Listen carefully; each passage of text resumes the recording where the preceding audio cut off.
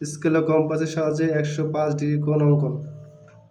প্রথমে আমরা 105 ডিগ্রির জন্য 90 ডিগ্রি কোণ অঙ্কন করব।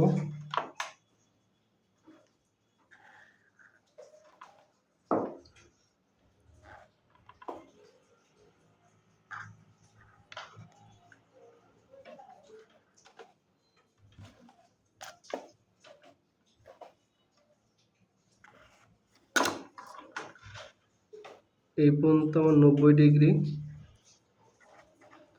আর এখান থেকে এই অংশটুকু হলো আমার 30 ডিগ্রি।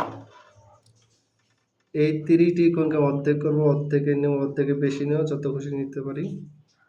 এক প্রান্ত থেকে একটা চাপ দিব, আর এক প্রান্ত থেকে একটা চাপ দিব।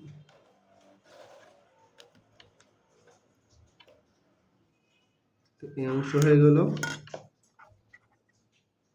15 ডিগ্রি। 90 আর 15 105 ডিগ্রি। এখান থেকে এই পর্যন্ত আমার হবে 105 ডিগ্রি।